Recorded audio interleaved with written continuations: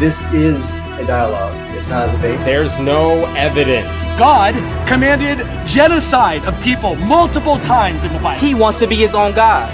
He doesn't want to submit to an authoritative God who created him. They are possessed by a demon. I'm going to cast that thing out. Is there anything your child could do that would make you want to lock him in the closet and set the house on fire?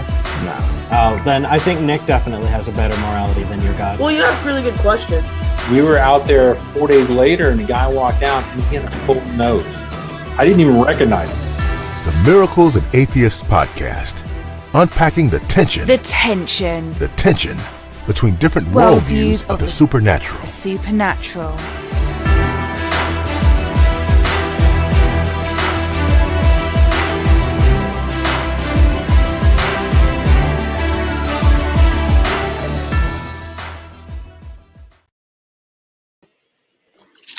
What is going on? What a day it is.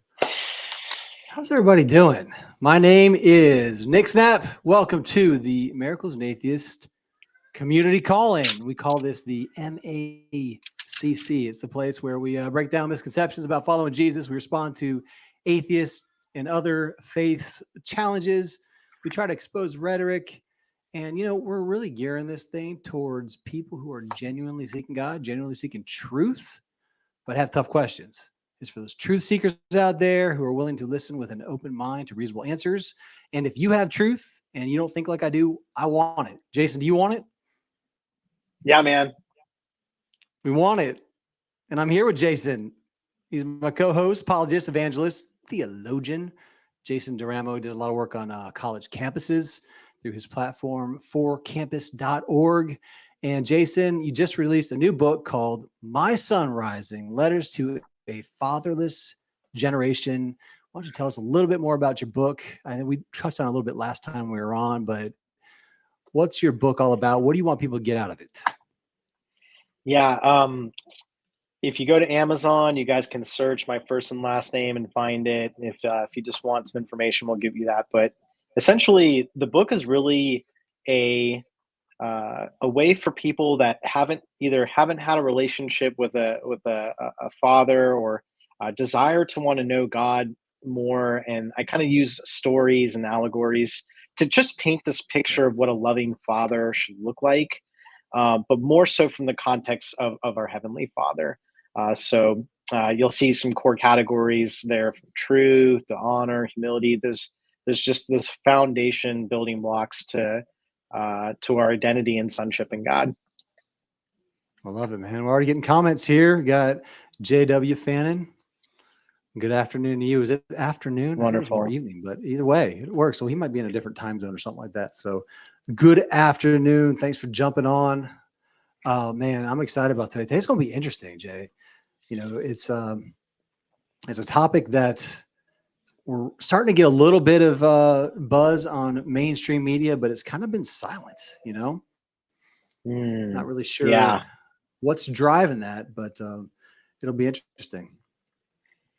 Well, if you guys didn't check last episode, that was supposed to be the last episode I was going to be co-hosting for Miracles and Atheists. Right. I still hope to be a contributor in the future. I'm sure Nick, that door will be open. Of course. But I kind of didn't like, we didn't really get a lot of engagement. I don't know if it's pride or what have you, maybe providence, but I felt like that just wasn't the way I wanted it to kind of go out, because we put so much into this.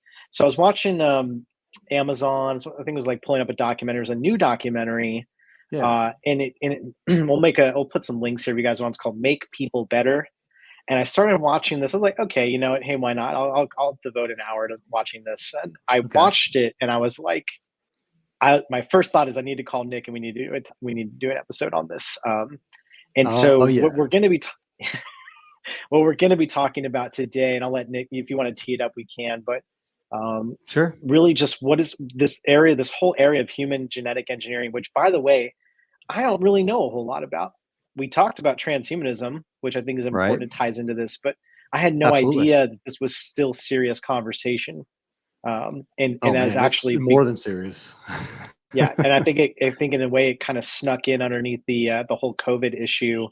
Right. And we literally, I think, are at the precipice of potentially this technology from becoming more mainstream. And so we'll I talk about that agree. hopefully here today. Yeah. And speaking of documentaries, I kind of got one coming out. It's actually called Miracles and Atheists, the movie. And we're going to bring atheists and Christians together. We're going to hit the streets in search of truth and the miraculous. You know, Yes. the way I see it is this: if the Bible, if the God of the Bible exists, and if I don't pull my headphones out, and his followers are really experiencing the supernatural power of God, shouldn't atheists and non-believers be able to experience it too? I mean, that's one of the questions the movie aims to answer, and we're getting prepared. We want to travel the world. We want to capture on film the very first time an atheist genuinely experiences the power of God. And if our atheist friends don't on film, then we want to capture that too. We want to give an even playing field when it comes to sharing your story and why do you believe what you believe. It's going to be chock full of fascinating dialogue, important questions, and in a few episodes, Jason, of the podcast, America's Atheist Podcast, we're going to start following this filmmaking journey. And we just recorded with, I want to tell you so bad who's going to be on it. But man, it's somebody that's very, very, very, very, very close to me. So close we might even live in the same household. That's all I'm going to say. And it was so cool going through this process, man. So we're going to really follow the filmmaking journey. We're going to bring atheist guests on. We're going to talk about important issues and how can we apply that to what we want to catch on film. So you're going to be part of that journey. What do you want to see? What ideas do you have? Who do you want to see on screen? You heard of any crazy witch doctor fighters or something in the States that are doing miraculous things? We're going to go travel to them and bring atheists with us and just kind of see what happens. It's going to be awesome. So, you know, if you want to support that project, you can do that at patreon.com/miracles and atheists. So that being said, today's topic, like you mentioned, fascinating topic. It really is. We're calling this episode Human Genetic Engineering. And whether you believe we'll get there or not, we're well on our way to a world where babies by order is quite possible. Yeah. So expert scientists in the field of gene therapy or genetic engineering, they tout, you know, very noble causes, curing terminal diseases, reversing birth defects, even improving eyesight. That all sounds good. Yeah, sort of. But when you get God-fearing folks on, you know, something just feels off about this, right? Should we be altering our God-given genes? And even from a secular perspective, think about this. It seems like there's something else going on here. When you guys got guys like lead advisor to the World Economic Forum, Yuval Harari, you know, he was promoted by Obama, by the way. He says things like, and this is a quote, "We are at a watershed moment where surveillance is no longer limited to what we do, but how we feel." Surveillance under the skin.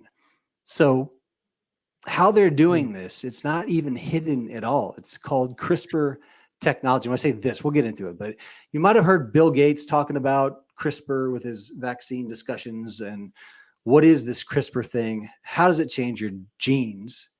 People ask if it's the same as mRNA. We'll go through the basics, and then hopefully Jay will give us some spiritual ramifications or thoughts of this really fascinating technology. So there's you know, I didn't really realize this until maybe just a few minutes ago, because I do a Bible study with a few guys from my church, and we're in Revelation, and we're not enough time to go into like some of, you know, how that's playing out for us, but I kind of thought about this, and you know, everything God has done, Satan has tried to counterfeit. And I think what we're seeing now is a counterfeit creation story. Satan is going to attempt to do what God has done from the beginning. Go ahead, Nick. Well, if you listen to Harari, who I quoted earlier, yeah, absolutely. He said, we're better than one of his quotes says, we're going beyond God, because all God could do was bring us organic things, trees, giraffes, tomatoes, I think is what he said. But we're going to do inorganic. We're going to mix man and machine. I mean, you can look him up. His website, I think it's like just, I don't know, you've all know Harari. I have some quotes here from him as well. We want to create inorganic life. Now we are much better than the God of the Bible. Silicon Valley will create the religions of the 21st century. And I mean, look, there's things this guy has said. I don't even like no sane person would ever get platform like this, but somehow his books fly off the shelves. He's already made predictions that have not come to pass in previous books. So he's false prophet. And I think he's right about a few things. But I think he's definitely right about how the technology and the direction in which the world is going, because he's helping to shape that for some of these influential people. And that's a whole other conversation. But we're going to talk about some of that.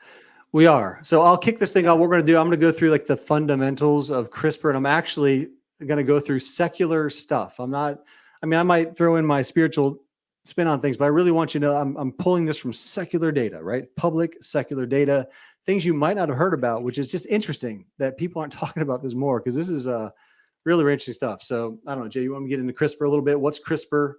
How does it modify your genes and all that? I'm not a CRISPR expert by any means. I'm not even a scientist. I'm just pulling public information, and I want you to just soak it all in because it's interesting. All right, CRISPR. Like I said, it's getting a lot of attention. It stands for clustered, regularly interspaced, short palindromic repeats. I know all those words except for palindromic, but it's a repeats is key there, and we'll get more into that. But it's a technology that research scientists use to selectively modify DNA. Yes, your code of life, the DNA of living organisms. CRISPR was adapted for use in laboratory form from naturally occurring genome. And there's genome editing systems in bacteria, and that's what CRISPR was formed from. So it's a way of finding a specific bit of DNA inside of a cell. If you've seen Bill Gates' talks, he's got like this big double helix, and he like a piece of like scissors or something, and he snips out a piece of that DNA and he pulls it out and he replaces it with something better. Well, that's kind of what we're looking at. The CRISPR gene editing is usually to alter that piece of DNA. However, CRISPR's also been adapted rather to do other things, such as turning genes on or off without altering the sequence. Some of the purposes they're talking about is obviously human gene editing, which is the focus for many scientists right now. Yeah, just jump right into humans, right? Don't start with rats. I'm sure they've done a lot of rat work, but just right into humans. But also changing crops, and like you think about crops, they're under harsh conditions. They can edit the genes of the crops to withstand more harsh conditions. If you ever heard of the acronym GMO, as a matter of fact, that stands for genetically modified organism. So I think there's GMO free, isn't that a thing in the organic section of the stores? Jared says creating Ubermensch. Do you know what that means, Jay? I don't know. I'm not up on Ubermensch, what that means, but anyway, I'll keep going. I think Mensch is Yiddish or Jewish for upstanding good person, or like a high, like a kind of like an upstanding, like a good. We say it's a good mensch, right? I think Ubermensch could be a play on words, saying like a good human or a good person.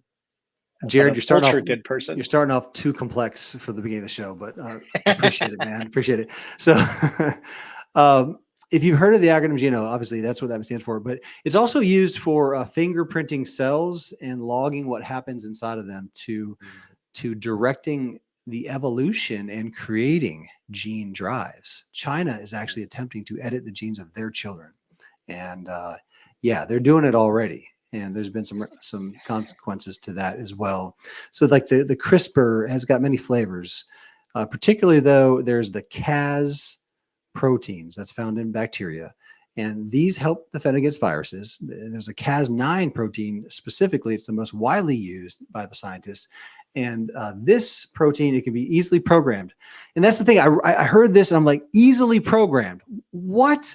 Easily programming DNA who has billions and billions of proteins, and I just, that blew me away. So I'm going to dive, because that was the first question. I said, how can it be easily programmed? I want to talk about that.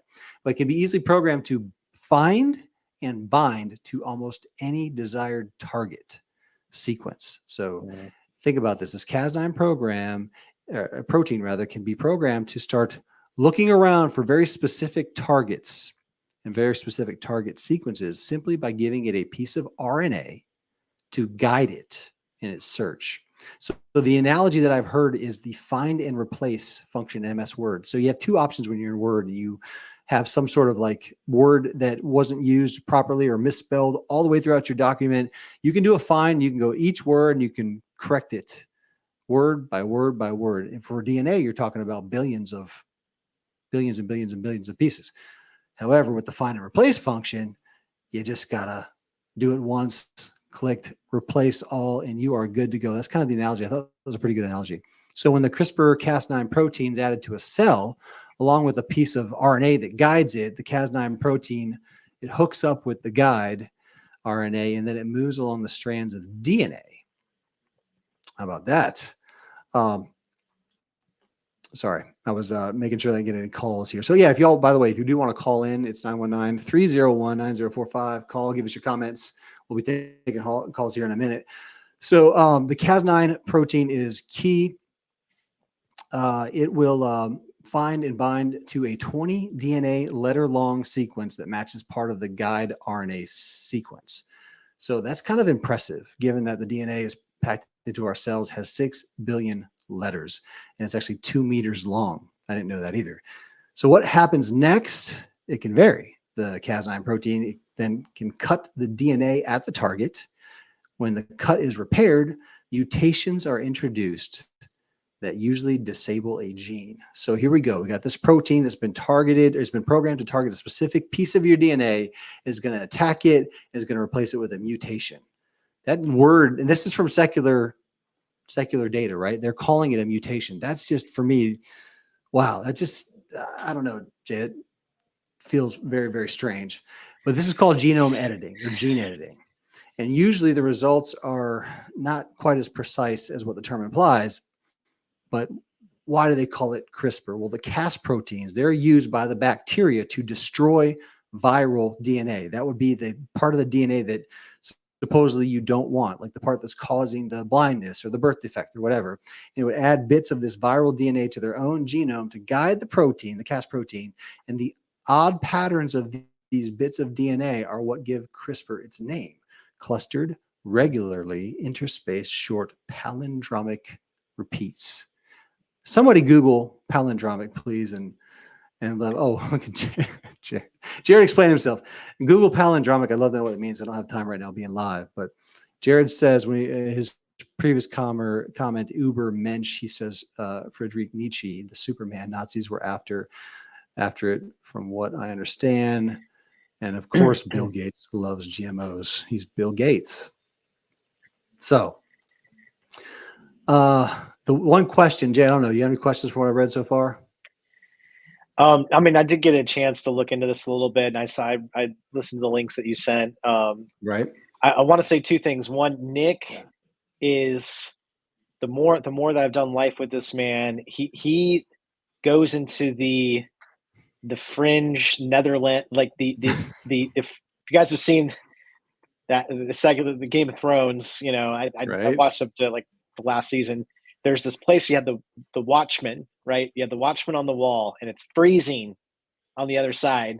So you're there seeing that there's an army assembled against the land, the sovereignty of the land, right? And I'm using this analogy to say there has to be people looking and observing and watching what the world is doing when it thinks that God isn't watching, right? And so as the world's going about trying to do all its thing, we as believers are trying. It's not really believers. You can throw conservatives, you could throw people that have a vested interest in preventing their children from growing up, you know, as subjects to the state and everything else. But the reality is that there is a physical dimension and all of its goods and bads, and there's a spiritual dimension with all of its goods and bads. So Nick's going to touch more on the physical dimension, and I'm going to touch a little bit on the spiritual dimension. And I think we're both going to overlap, because part of the physical is manifesting from the spiritual realities, including the good and the evil that can come from that, the fruit. And then part of it is the spiritual aspect of it, same thing. Except I like that. There's one common denominator in all this. The end state, is it glorifying God or not? Is it elevating Christ or man? And I think this is really where those two paths intersect, and where I think it gets the the most difficult to sift through, because, and I'll transition maybe just briefly into this. I talked earlier about, what God establishes and blesses and ordains. Satan from the very beginning has been trying to distort, counterfeit, and use to lure away God's people. And I loved the analogy of the Morgan Logan interview that you sent me, because she said like this: Satan Laura knows Logan he can't. is hot. She's on fire. She's on fire. Yeah. Yeah. But I think the analogy she used was very spot on, because Satan has already been defeated by Christ. All Satan in the world can do is hurt God by luring away, deceiving, and punishing, whether through slavery, whether through forced indoctrination, whether through just distortion of God's truth and luring away and deceiving his people. And Well, we got to get anyway. to how is this hurting God, and we haven't even got near there. Let's go a little bit. So before let me give a little bit more technical background. I know you're going to go deep really quick. I just want to give a little bit more technical background just so you understand kind of what we're talking about. Just a little bit. Like I said at the beginning, the question I had was when I saw that this can be easily programmed. I'm like, how can you easily program genes? And I started looking into that specifically. So here's how it can be programmed, kind of. I mean, I'm not a coder, but the program is useful to researchers because they can program CRISPR to target any DNA sequence. So there's a sgRNA, single guide RNA molecule that determines the sequence of that Cas9 protein that I talked to that binds to the thing it wants to attack. RNA is a biological molecule similar to DNA. It can bind to proteins in DNA. So SG or SIG-RNAs, it's a short sequence with a constant region and variable region. Okay, so the constant region attaches to the SIG-RNA, attaches the SIG-RNA rather to the Cas9 protein. All right, so the variable region causes the Cas9 to bind to the DNA sequence that complements it. So you have the constant region, that's the code, the SIG-RNA that's going to bind to the Cas9 protein, and then Cas9 is variable in that it's now going to bind to the sequence that it wants to attack. And it's programmed. Here's the thing that blew my mind. It's programmed using code on a computer. And I went to freecodecamp.com, Jay, and this thing shows any amateur coder how to do the CRISPR coding. Actually, in fact, hackable animals, Nick. Hackable biggest, animals. the heading on, listen, this is freecodecamp.com. Like, this is where people learn to do code. The heading said, your first CRISPR program. That's insanity to me. But it's showing you how to program genes on a free coding tutorial. I can definitely see in the not too distant future people going to chop shops to get genetic upgrades versus the like high-end futuristic labs that could do the, I don't want to go into that fringe stuff, but I think here's the key. Because Satan is always tried to package the distortion of reality and truth, even God's word, as this kind of tangible and like fruitful, type of thing. Like it's always, the world's going to frame this like this is good technology, and the first couple of use cases are going to be, well, we can cure illnesses. We can cure illnesses. This is achievable. And I, as a believer, as a Christian, I'm not rebuking that.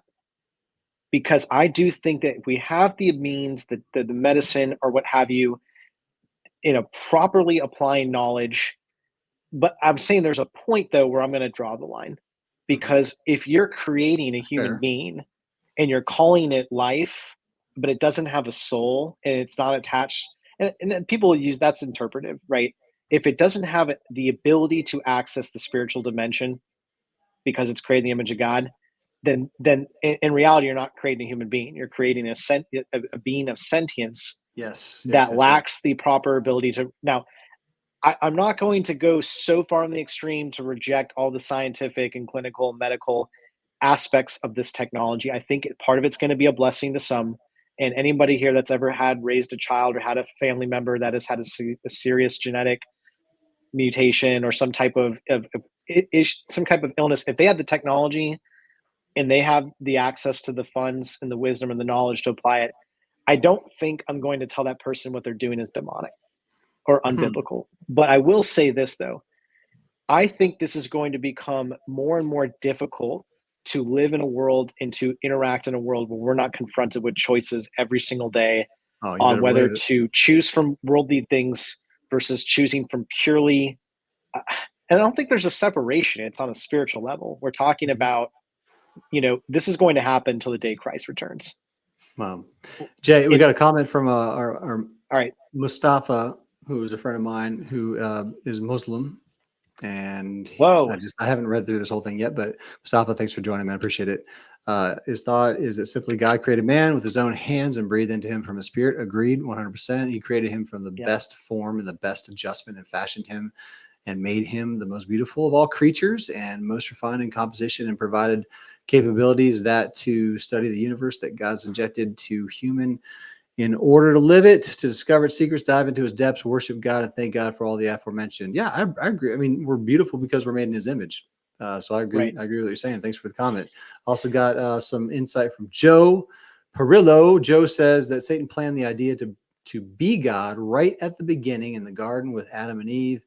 So man's no longer an expression of reaching divinity. Thus, what we are seeing now is not new at all. It is actually, there's even from the perspective of gene editing, there's text and resources that you can look into that says even in the days of Nimrod, they were trying to edit genes. Jay, I got one more thing. Thank you for the comments, guys. I really appreciate it. One more thing I want to say, because this CRISPR technology, at least maybe it's just me, but I kind of got it a little bit confused with mRNA, because a lot of talk about mRNA, the mRNA, messenger RNA, vaccines and everything's going on. So this is from your Pfizer, your trusted Pfizer. All right. This is as secular as you get. All right. Pfizer says, and I don't disagree with this.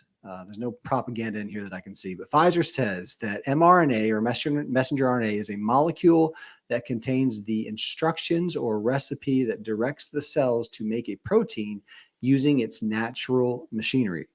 To enter cells smoothly, mRNA travels with a predictable bubble called a lipid nanoparticle.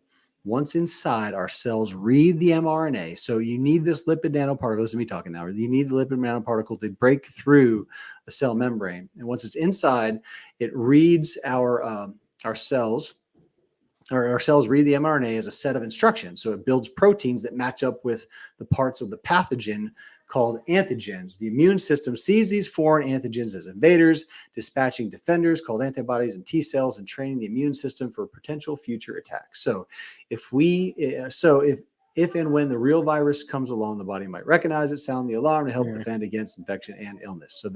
So according to Pfizer, the big difference is that mRNA enters your cell with a code that creates new proteins like the COVID-19 spike protein that supposedly creates antibodies that will kill the actual spike protein, while CRISPR, on the other hand, it examines the DNA to find defects in the genetic code and then cuts them out according to the written code. So that's kind of the public narrative, Jason.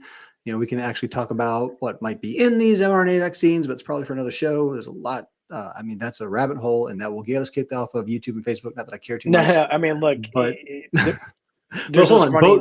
both technologies are gene therapy. All right, they're both human genetic engineering, so they're both applicable. I think for me personally, CRISPR is the most interesting.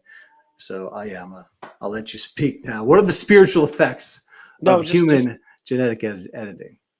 Just piggybacking off what you said, I find it funny that some of its principal supporters, financiers, vested interests, Bill Gates, others, that essentially did the same thing with software. Right. They introducduced a product that was going to create dependencies on upgrades. And so I think, when you think about where the technology, I think, is going to evolve right now. I mean, it's probably been out. I think it's been refined probably in the last couple of decades, but we're barely scratching the surface of what this thing's going to do. And if we're talking about human genetic engineering, I don't want to get off topic. But I'm going to pivot. Jay, real quick, we have a call. Let's take the call. Let's do it. I think I know who this is. And by the way, before this guy gets on, a couple He's here. of proof texts: Genesis 1:27 and Genesis. So chapter 1, verse 27. God created man in His own image, and then the fall. I can hear you. Chapter 3. Hey, Jason, can you not hear our caller Nope. right now? Nope, Okay, I hold on. Yeah, guys, check out chapter 3 when All right, Satan hang on a second. tempts Let me see if I Eve. can get it working. Same conversation we're having. It's something good. It's going to give you knowledge and access. It's a distortion of God's truth in His word. All And right, by the way, Jason, real ahead. quick, let me fix the audio. I apologize for this little thing. You can't hear him. I can hear him, and he can't hear you. So I've got to change a setting here. Excuse me for this technical difficulty, Jason. While Jason, who's on the phone right now, will you please just hold on? I'm gonna let Jason Duramo talk a little bit more in detail while I figure this out. So generous. I was going to say, if we didn't have people that were born with genetic maladies, and I'm going to give you a few examples of people that never would have existed. Alrighty, check this out. Okay. Let me see if I can pull it up here. I wonder why you guys can't hear Jason.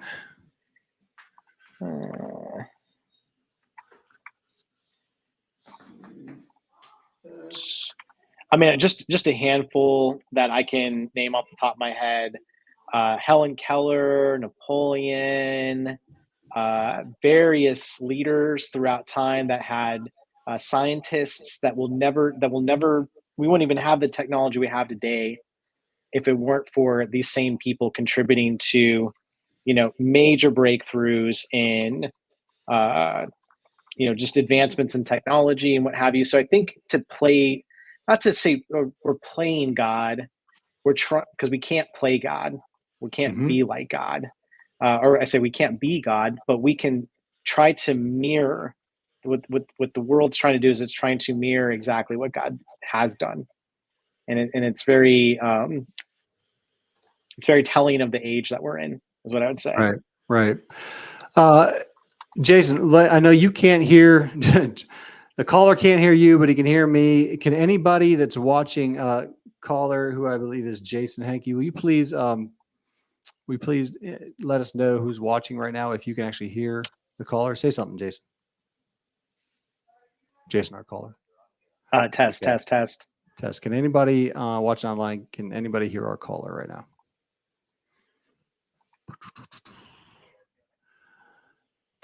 Yeah, by the way, Homer, blind from birth. Colette was arthritic. Lou Gehrig, he had disease, reading the word. So you're talking about Stephen Hawking, Lou Gehrig's disease. So these people never would have existed had we just. It's the weaknesses that were embedded with us that create the beautiful things that we have. It's not, if we just created perfect human beings, we wouldn't have the ability to overcome challenges. So I think it's anyway, that's a whole other conversation. Right. So I can't hear the caller. Yeah, we can't. We're gonna have to punt. Sorry. Yeah. Can that person is trying to call back again? Well, Jason, the caller, I don't know what the difference has changed. I'll have to mess with a little bit but I want to take a pause. I'll get you off the line, and once I feel like I figured it out while we're going through this, if I can't figure it out, drop me. Yeah, we're not gonna drop you. I'm gonna drop our caller. So I'm sorry, man. No, it's something going on with the settings. We'll figure it out. All right. Well, thanks, Jason, the caller. Thank you all. We'll see if we can get this going here in a second. All right. Bye. But yeah, I got a few quotables here in the meantime. If you got a couple movie recommends, if you guys haven't seen the movie Gattaca, one of my favorites of all time, way ahead of its time. There's a quote right here. I belonged. So the primary character's name is Vincent in the movie, played by Ethan Hawke, a young Ethan Hawke. I belong to a new underclass, no longer determined by social status or the color of your skin. No, we now have discrimination down to a science. He's talking about the future and how people who get the genetic enhancements or they get the Gattaca babies, that in the future, the level of competition. So this is how I feel it's going to get adopted. You have the medical, technological advantages, the fact that parents, we're bringing children, well, we want to make sure they're not predisposed to violence. We want to make Yeah. sure they have every possible advantage. And Right. in the way, I love the way the movie covered it. It's like, well, it's your child. It's just the best of your child, right? Okay. That's, There's some, that's it. I mean, where does this stop? but And let's just say on one end of the spectrum, you have the most ideal version of a human being. okay. It's still, at the end of the day, it's going to have limitations, because human beings were created in the form of a perfect, all-knowing, all-powerful God that's above our dimension. Okay. So unless we're able to transcend our dimension, which I don't believe you could do apart from God, because in order for you to get up to God's level, you have to have the proper mechanism, the Holy Spirit. You have to basically come into the presence of a being in the next higher dimension, or you die, and then you'll be in the next higher dimension. So to do it in the natural state is impossible. But what I think we see manifest in the natural are things that happen in the spiritual. So what I think the world's going to see is, oh, well, we see, breakthroughs in science and medicine. Where did this technology come from? Well, what's the fruit of the technology? Is it leading people closer to God? Is it giving people access to God? No, because it's always going to hit that barrier, right?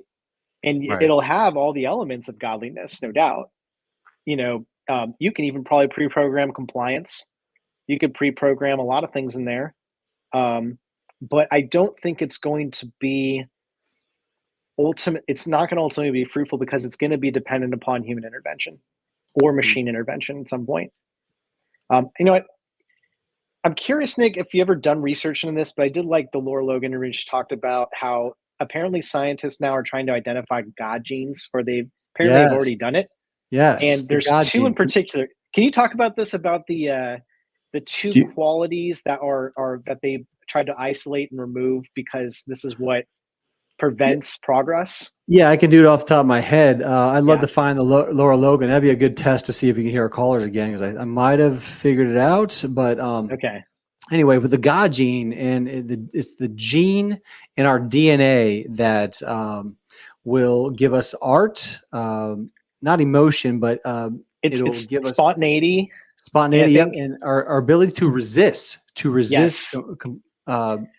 So good. to be not to be complicit, or to fight back against something you don't agree with. Yes. So that's Yeah. the God gene. And if you go back, there's been specific talks that will frame it in that, hey, there's terrorists out there who are killing people on behalf of who they're calling God.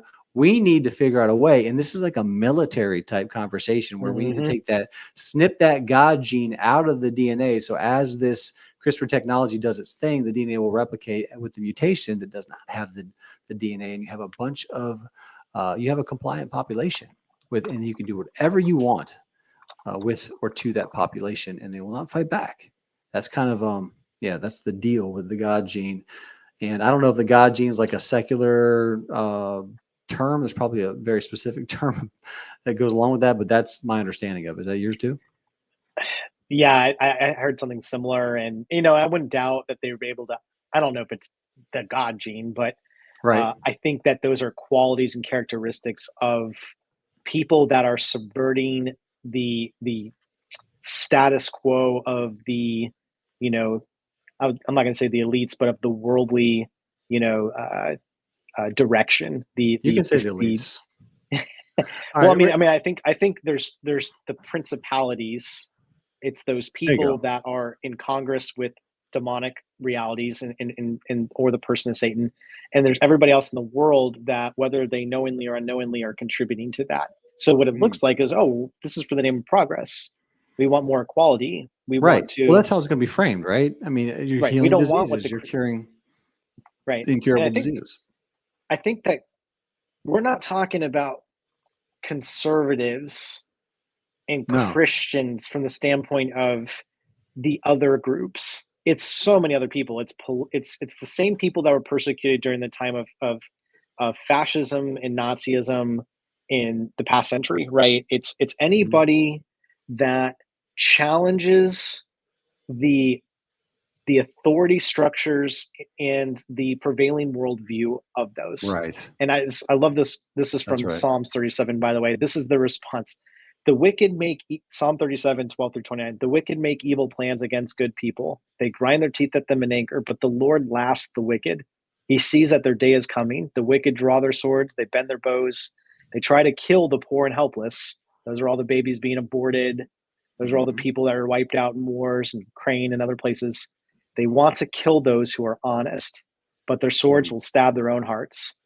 I think this technology is going to, while it may appear to gain momentum and traction, while the elites and all these institutions, all the big tech appear to be doing the right thing and maybe even gaining power and maybe even gaining influence, and it just seems like there's nothing the church or the true believers of justice and truth can do, and our voices are silenced. The technology will ultimately destroy the very people. It's the Frankenstein effect, because at the end of the day, God has to both fulfill his word, and his word also is preeminent, which means no matter how much we try, no matter how much investment we put in the technology, and don't get me wrong, gosh, if we didn't have technology, we wouldn't be having this conversation right now. Right. We'd still be in the Stone Age. And so it's not a bad thing. It's what's the ultimate outcome of it? What's the fruit of it? Play it out to its most logical conclusion. So I think as human beings are trying to do is they're trying to escape suffering. And I agree with that. Yeah. And if you're trying to transcend to be at God's level, just think about that for a second. You're trying to become like God, but in order for you to become like God, you are a limited creation. You're never going to get there. The only thing you can do is create something limited to you and make yourself God. But you can't get up to God's level. But you can hurt God, though. You can try to get even. Yeah, I wonder if there's anybody watching, even on the replay, who would actually have that desire. Anybody in the secular world, or not even the secular world. I remember I was commenting with going back and forth on one of my posts or something like that with somebody that was kind of a new ager, and I asked him what he thought about Jesus, and he goes, "I am Jesus." I was there from the beginning, and there's this constant desire to become God. Before I was even born again, I don't really necessarily recall wanting to be like God. Which Jesus? There you go. Which Jesus? Hey, real quick, Jay, I want to test something. This will be a test right, to let's see do the callers. I'm going to play that. I found that Laura Logan video, and I want to just play and see if you can hear this. If you can hear this, I think that everybody else watching will be able to hear it as well. So let me know. Can you hear it? Can you hear it? Anything? Nothing. Okay, I don't know what's going on. So we're going to have to go caller free. Apologize. Please comment. And Nick, do another look. We got a lot of prayer coming over this. Do another look at the technicals. In the meantime, I will keep this hungry audience filled with some. Oh, look, by the way, this is the Mark Zuckerberg and Noah Harari conversation. Here's a couple of quotables here. Hey, we're getting some good comments though, Jay. We're getting some good comments. Oh yeah, I can see that. Seek and find, drop some ones here. So let's just answer this question while we're at it. So it right. might be off the point, but what if a human clone did have a spirit and soul, even though people might be stretching the laws of genetics? Okay, I'm going to, what if a human clone did have a spirit and soul? Interesting. I don't think they can have a spirit. Question. Yeah, I don't think they can have a spirit because, one, I don't see that in scripture. I don't see where man creates it's the futility of idols. Now, I would say maybe God could do that, but I don't think that's going to ultimately manifest because it's something that's going to be created by man, and I don't think you see that precedent anywhere in scripture. Now, I do see, and I do believe that Satan is going to be creating or potentially creating something inorganic, something that is. Now, some people speculate it could be, an AI or some type of android or some type of, human genetically created lab or, something machine made. And but there is something supernatural that is going to give that life. And if you guys want some context, it's in Revelation. I think there's other parts in Daniel. We'll drop some sources for that. But I don't want to read into that too much, but I do think that that is actually going to be something that was either created or something that is actually manifested through a spiritual demonic entity of some kind. But I don't think man can create something and the spirit of God can actually empower it. I don't think that's possible. I don't think we see that in scripture. And well, from a soul perspective, the soul is just hardware, right? Or I'm sorry, whole soul not hardware, but soul is your mind and your thoughts and everything kind of banging around in there. If you talk from secular, Mind, will, emotions. Mind, will, and emotions. Yeah, those are all driven by chemicals and chemical reactions. It will have I think it'll have the soul of man, not the soul of God. Ah, that's interesting. Yeah, that's good. That's a good question. Seek and find. Who happens to be the caller that we couldn't hear? He also says this technology is very powerful and some good could come from it, but just like nuclear fusion could do much good, it could cause great destruction and used obviously with immorality. Man, the thing about this technology though, like you start editing the code of life, right? Who God created you to be, no matter whether you're trying to snip out defects that we know did not come from God. I think the issue, oh, my camera just got unplugged. I apologize. I'll just keep talking here. Can you hear me, Jay? I can hear you. Yeah. Yeah. Okay. I'll figure out what happened with my camera here in a Gotta second. get the call-in show, man. We gotta get the call-ins up. Yeah, I know. I don't know what to do about this. I've never had a situation where I can hear everything just fine and nobody on the computer can, because it's coming through the same mixer. So any audio experts who would want to educate me on how to use my mixer, my Zoom P8 mixer, please let me know, because I've never had this problem before. Obviously, you've been here. I've played audio from my computer directly all the time, and I never had a problem before. All right. Well, I'll be praying for you. We do have hopefully some people here. I mean, guys, look, if you're willing to call, if you could drop a comment, we'll try to do our best to answer. And obviously, we're very respectful of that. I did want to drop a couple some names of some key players in this space. You guys, if you haven't heard of Noval Harari, is it how you say it? Yuval Noah Harari. Noah Harari. Yes. Yeah, we've done past episodes on him. He's definitely an emerging player. From the genetics camp, there's a guy named George Church. He's kind of one of the key players in the genetic space for human engineering. From the philosophical, transhumanism backdrop, you have Raymond Kurzweil. He's another key player. So some of these figures are emerging just within the last few decades, and are now kind of able to get a platform. And these are not just people, having nice little conferences. These are people that are keynote speakers at World Economic Forums, those big summit events in, those Scandinavian countries where they all talk about how intelligent they are. Yeah. Davos. Yeah. These are the people getting invited to the White House. And so, I want you to think about the world view. And I don't think it's a bad thing to hear other beliefs and opinions about things. I mean, I respect Liberty University because they do invite speakers and guests outside of the Christian camp per se to talk about things.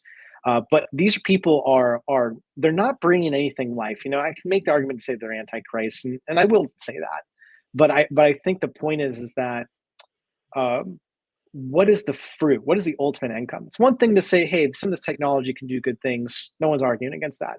But when you hear language like this is not me just pulling a Google snippet. This is what these figures have said on air in conversation. So, I mean, we've heard from Yuval. I mean, there's just so many things here. There's not enough time. I mean, look here. This is from his interview with Mark Zuckerberg here, right? So I'll probably just pull this last one here. Similarly, with disruptive technologies like bioengineering or artificial intelligence, i.e., human engineering, you cannot confront these problems on a national basis. If you have a ban in the U.S. on genetic engineering humans, it won't be so effective if China, Korea is not on board. So here's the argument of like why the U.S. needs to get there first, right? So here's interesting. We need to have global cooperation to confront these challenges. Here's why. This is Right. why. There are nations that don't have the morals and ethics and the foundation of Christ that we have. Therefore, they want to pull the US into this group so that we now have our hands dirty along with everybody else. We need global cooperation. We need everybody, Israel, US, all the key players, because here's the thing. This is the reason why. When you militarize this technology, you don't want to be the last at the table. When your populations are starving, and there's a lot of factors for that, it's because there are people with vested interest in starving out major populations. If you don't come to the table wanting a piece of this technology, it's going to be your world leaders to blame because they didn't take care of your people. Mind you, they're being coerced, and we're seeing this at the highest levels of our government, by these elite groups who are ran, and I think, under the spell of principalities. And we don't have enough time to go in there. There's a lot of speculatory things, I understand. But if you don't believe me, check out the backstory of the Rothschilds. Check out the backstory of this is not fringe anymore. If you still believe that the Bilderbergs and all these people, and this just emerged this just came to light just within the past, I would say probably 20 to 30 years. You have seen these things come to light with the internet taking off. People have access to video and content and historical record. The WikiLeaks, I think, hit on some of this stuff. But we now, the word even says back in Daniel's time that knowledge will increase in the later days. And I think what we're seeing is just with the advent of the internet and the World Wide Web and the ability to get access to these things, we're having these conversations in a technological age about the core fundamental issues of our reality, origin, meaning, morality, destiny of every human being, purpose. So what we are making what I believe I'm making the case of is, even if the technology is brought to its ultimate conclusion, you have the most complex and I'd say the greatest copycat of God's image and design that you can ever have. It is the smartest, most intelligent, most beautiful looking creation, but it's ultimately going to fall short of God's ultimate creation. Why? Because it doesn't have a spirit. It can have everything else, but it can't have the spirit of God in it. You can't genetically modify it because it doesn't exist in this plane, in this dimension, and it's a gift from God. So at best, you're going to clone what God does. You're going to give this artificial intelligence, human cloned creature a quote unquote spirit, but it's ultimately going to fall short because it's made in the image of its creator, which is valuable. And that's where I think we're going to see, I think that is endgame, because that is the beginning. We're going back to the very beginning. And I think this is the last great human achievement that's going to lead into the demonic, into Satan's entrance into humanity. That's just my best guess prophetically, that the writing's on the wall. And I think that whether it happens in our lifetime or whether it happens in the near future, I would make that case and stand by that. This is why I want to do this episode, is because this is the technology that I think is going to open the door for Satan to emerge. Man, because it is reverse garden fall. Yes, I agree. Hey, we got Nick Villarreal wants to call and see if he can test this. So we'll try one more time. I'm just going to give you about 10 seconds to test it. I appreciate it, Nick, for trying. God willing, this works. Here we go. All right, I hear you, Nick. Oh, I can't hear him. No, Jason, if you can hear him. That's cool. I can hear, but nobody else can hear him. So I appreciate it, man. We'll figure it out next time. Probably a reboot, something simple like that. That's I guess. Yeah. All right. Yeah. See you, man. Thanks. All right. I'm going to go ahead and sorry about the calling issue, but man, so okay. So the thing about gene editing for me, so if I were to just get around the idea that we're trying to improve DNA but contain or preserve what God created, like if there's Christian CRISPR scientists, the thing about it is that might it might be okay. I'd love to hear people's feedback. I struggle. I just struggle because you're messing with the code that made us who we are. This is our creation. But say I were to get around that. Here's the piece that's crazy, right? You can apply this to vaccines. You can apply this to things that you're ingesting. And you can apply this to CRISPR technology. Say okay, sign me up. I want to go ahead and eliminate my my deafness. Let's edit. Go ahead, write the program. Go to freecodesource.com or whatever that website is I found, and go ahead and write the program to change my gene so that I can hear again. How do you, somebody that's in this field, right? They're not necessarily, I've read a lot of stuff about CRISPR and mRNA, and I'm not seeing a lot of God-fearing language. Let's put it that way. Who knows where the hearts are at? So you're trusting secular people who have a lot of control over what goes in your body and changes who you are. You hear Klaus Schwab. He says the fourth industrial revolution, you're not going to change the way that you do things. You're going to change you. And it's going to have effects on your identity.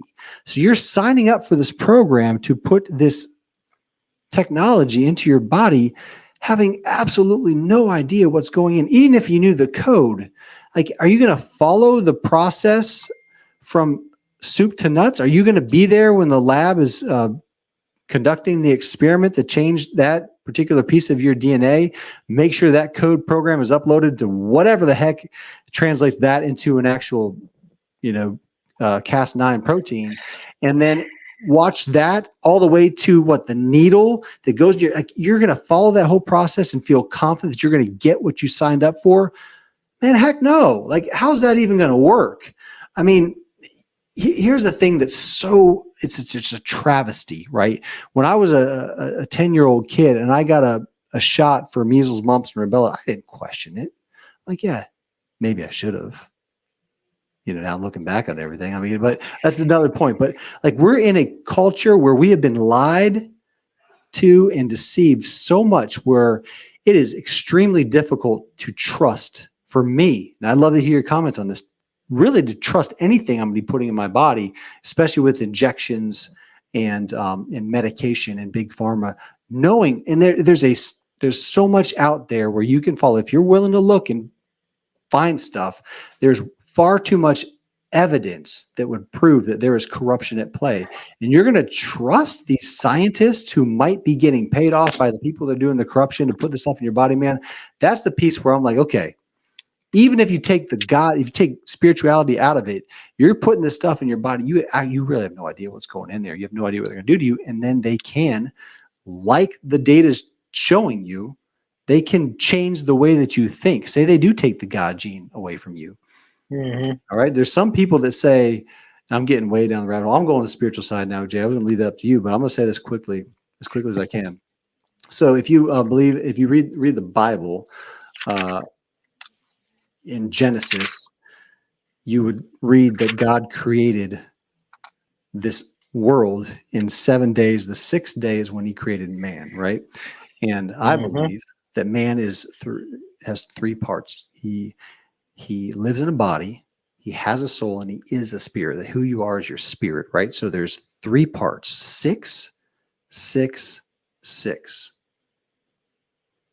So think about that for a minute. That's who you are. So now, if you were to modify something that's going to change, there could be one. You could first the first obvious one is the mutation of the actual physical body, right?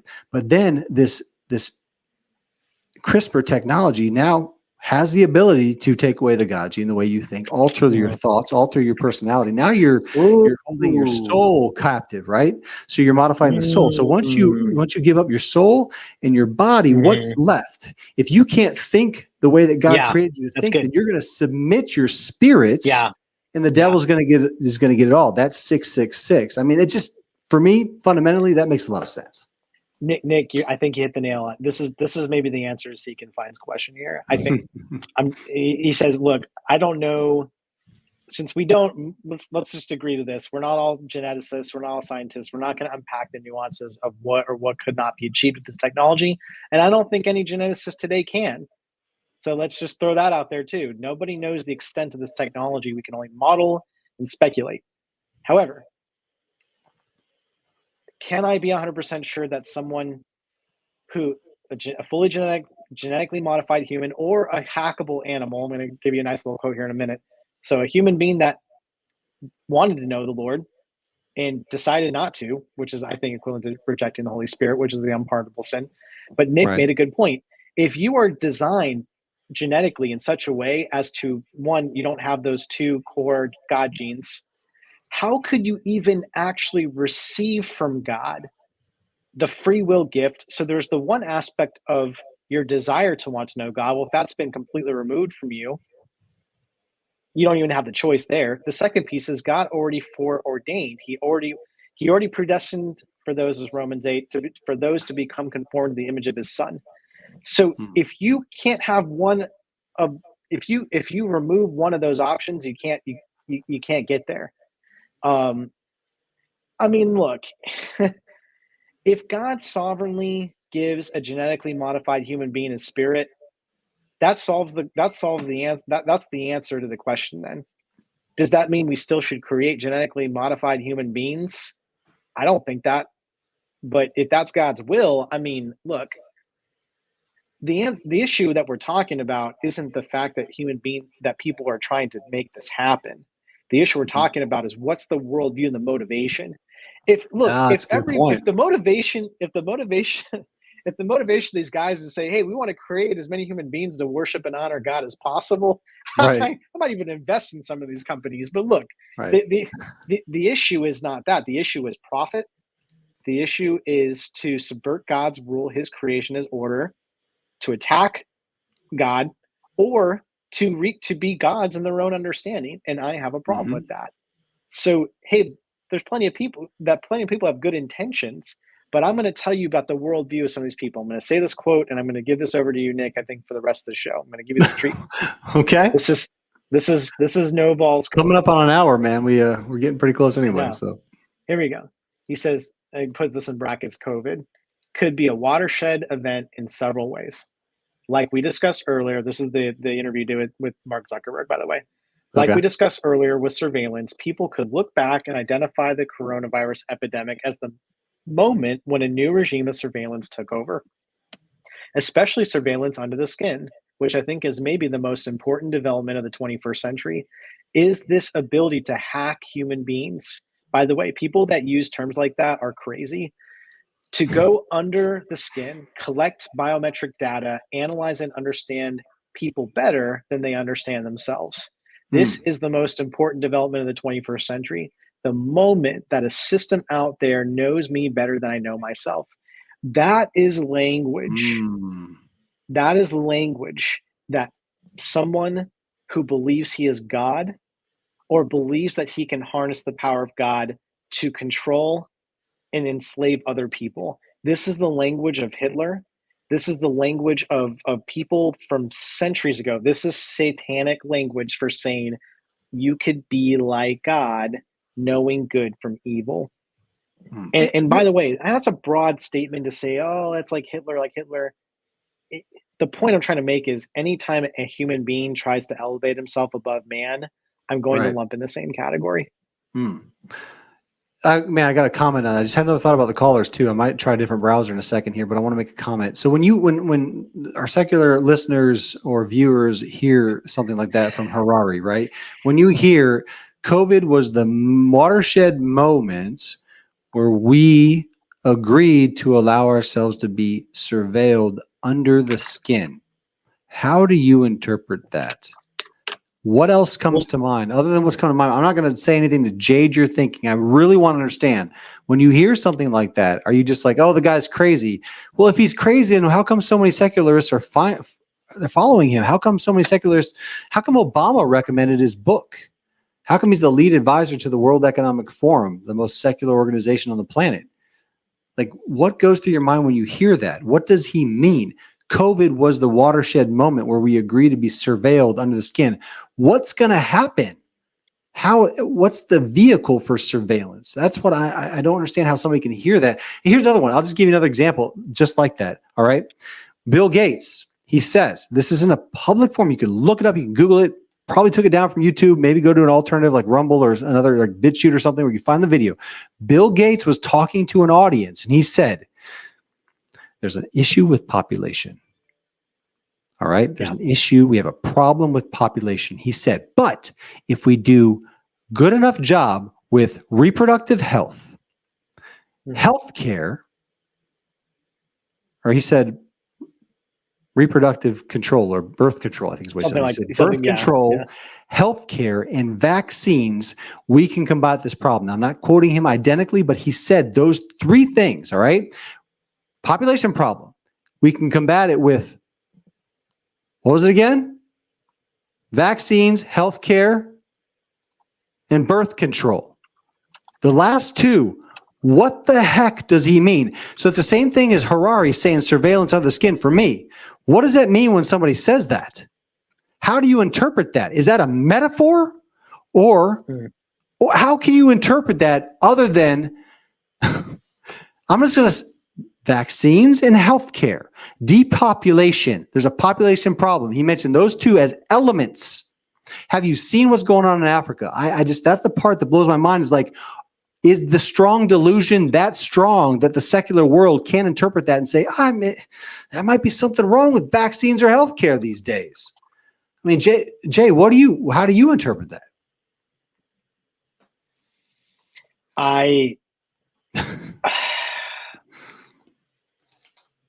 I think this ultimately comes down to, and I think it's actually pretty simple. If you just look at the fruit and the motivations, right? Is it ultimately to honor God, or is it to honor and elevate man? And that sounds like pretty like a cop out, right? It's like, oh, Christians aren't looking at all the dimensions here. You know, look at all these use cases. The fact that you're even making that argument, you're totally rejecting all these scientific breakthroughs. You don't know what you don't know. Right. This may be the very thing that saves humanity, right? Look. Not if you're doing a good enough job, according to Bill Gates. Right. The word says, the Bible predicted this thousands of years ago. Specifically, there was a general revelation and a specific revelation. Jesus himself said, there is going to come a time where there's going to be evil, that unspeakable things done in secret. And by the way, I read a very enlightening article about what is happening with some of these abortion procedures. They're pulling out that baby is fully developed outside of the womb or at the point of birth, and the head's still in, everything else is out. And the language they use for this sounds very clinical and very technical and very. It's basically nice, fancy medical technical language for saying we're going to pull that heart out, beating out of a chest, so we can sell that to someone that needs an organ for their child, and they're willing to pay top dollar for it. These people have been exposed. No one has been prosecuted. Companies are not held accountable. Politicians are not put on blast. And this is happening underneath our noses. That's only one component of all the evil.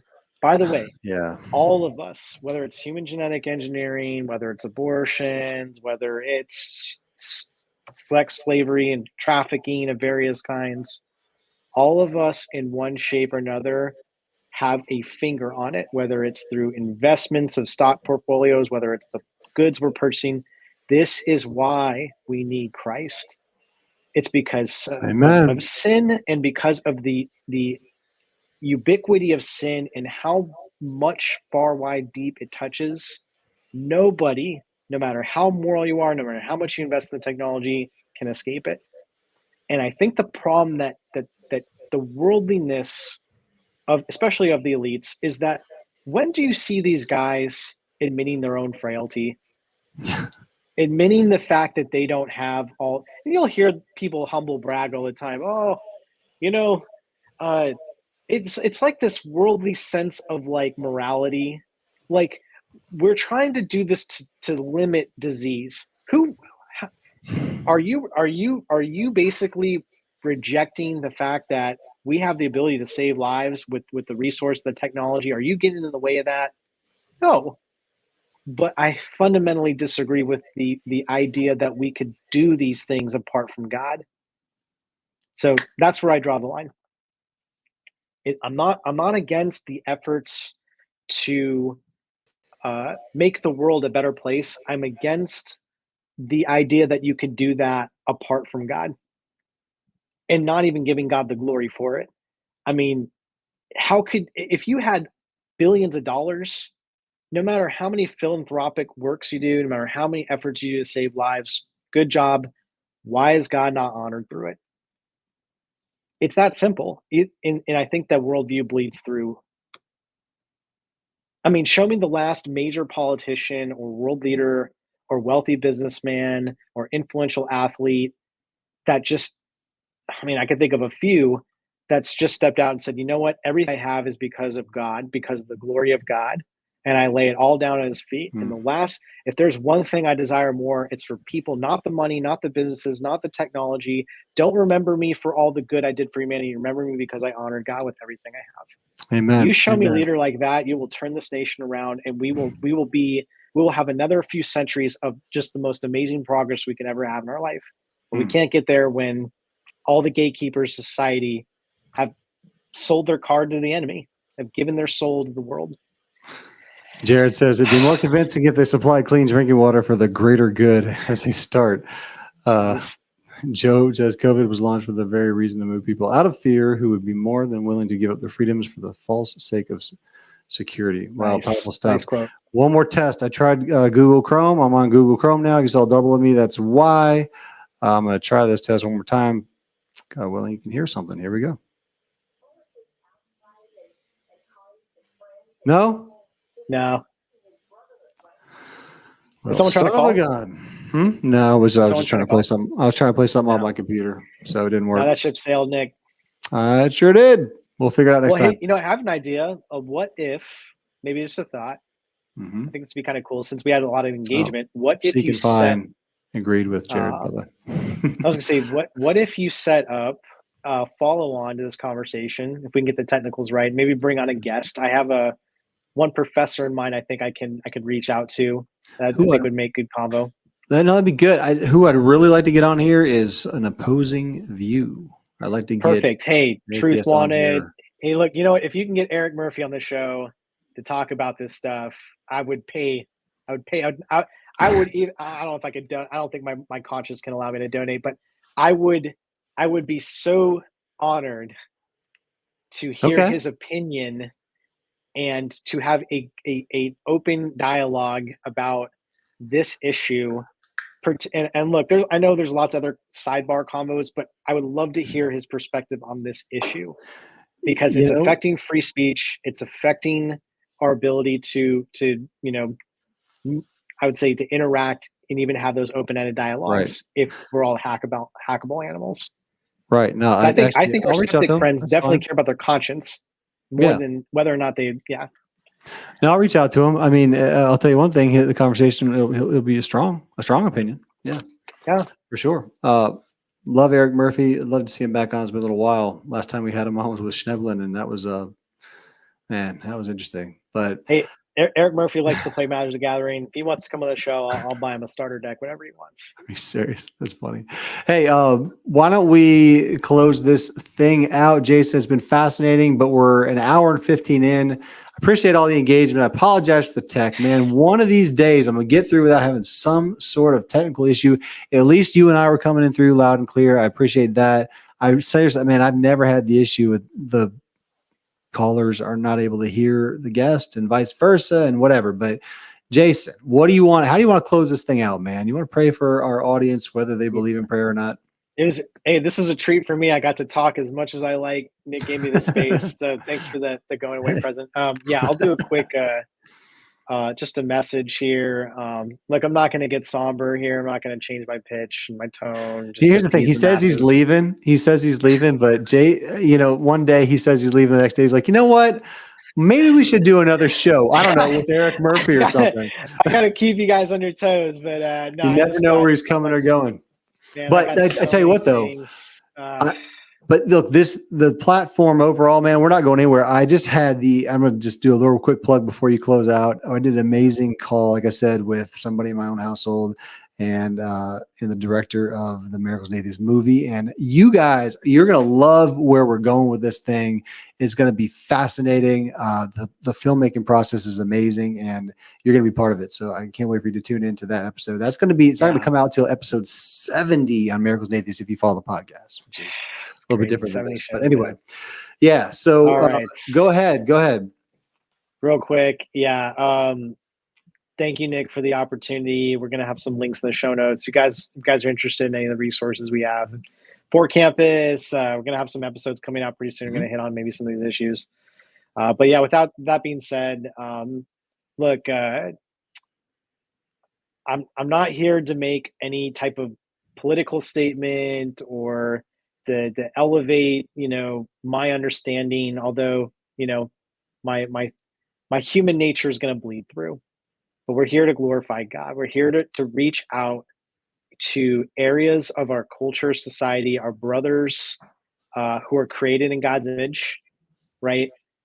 Even if they don't believe, even if they haven't been convinced that Jesus or God or the Bible can be trusted or is accurate or true, but maybe we can come in agreement about a few things. The dignity of a human life, the desire to want to dream and create and to exercise free will. All those can be taken away in a second if we allow the world, if we allow each other, not some rogue group, not some elite, leader that has the thumb on everything. It's our neighbor. If we cannot both come to the table and have a dialogue, then it's all for nothing. If we cannot respect one another as God's children, then what we're doing here doesn't really matter at the end of the day, because all we're doing is just telling you how you should live. Not me, the word of God. That's the thing I've always appreciated about this platform is we give the opposing views space to talk, and we want to hear, we want to understand. And obviously we're very strong in our beliefs, but if we got to give you space to do that and let the audience come to their own conclusions. I mean, we are not here to convince anybody of anything. We're just here to tell and share. And that's really what our commission is. It's not to convert. Everybody thinks we're out to convert, get them to go to our church so our church can get more money because we're getting backhanded deals. Come on, man. There's so many different ways you can make money. And that's anyway, go ahead. Close this out. Normally we end a show like this with an altar call, to reach out to the lost and the seeking. I think this one I wanted to actually encourage the saints. So if you're listening to this and you don't know Jesus as Lord, I'm going to encourage you to read the Bible, not from, some historical liberal viewpoint. Just read it as if it is true. And if it touches your heart or soul in a supernatural way, then you'll know it's true and it has power. If it doesn't, I think at best you're going to walk away with some amazing wisdom and proverbs and insights and the character and nature of Christ. I don't think you're going to see anything like that ever. And I don't think you're going to be able to walk away from reading the Gospels without having a complete heart change or a respect and reverence for the person of Christ. But with that being said, let no one deceive you with empty words, for because of these things, the wrath of God comes upon the sons of disobedience. Therefore, do not become partners with them. For at one time, you, me, Jason, Nick, others, were in darkness. But now you are the light in the world. Walk as children of light, for the fruit of light is found in all that is good and right and true. That's the fruit of the Spirit. That's what we're looking for. And to try to discern what is pleasing to the Lord. So take no part in the unfruitful works of darkness, but instead expose them. For it is shameful even to speak of the things they do in secret. But when anything is exposed to the light, it becomes visible. For anything that becomes visible is light. I don't know. I don't believe in deja vu, but I do believe that this word came into a dream maybe a year or two ago. And I believe I'm supposed to share this at this time in this place for such a moment as this. So if you're listening to this, thank you. I pray that if you don't know Jesus, that you begin that journey. Best place to do that is to read his word. But you can actually start by just praying just a simple prayer. Lord Jesus, please come into my heart. Forgive me of my sin. Make me right with you and show me how to live a life that's honoring, where I have confidence and assurance that when I leave this life, I get to spend eternity with you. And I believe when you start that, when you confess your mouth Jesus is Lord and believe in your heart that he was raised from the dead, he will meet you in that journey, whether it takes a day, whether it takes 10 years, or whether it takes the rest of your life. Feel free to reach out if you need any help. Guys, check out fortcampus.org. I'd be honored. Got a podcast Yes. there. If you want to check out my book, just reach out to the show. I'll put you on resources for that. Yeah, That's you all I can got. always email me, Nick at miraclesatheist.com. Thank you, everybody, for watching. It's truly a blessing being able to have this platform and be able to get this out there. And again, atheists or non-believers of any other non-Christian worldview, I really want to talk about this with you as well. We kind of want to key off. We want to tee up the topic together from our perspective. But like Jason said, let's do a follow-up and we'll get an opposing viewpoint on here and we'll really dive deep because we want to understand. I might be missing something, and I'm more than willing to go in there and figure out what's going on. I mean, heck, I quoted Pfizer today, so I'm obviously open to opposing viewpoints. All right, everybody, blessings, and we will see you next time. Thanks.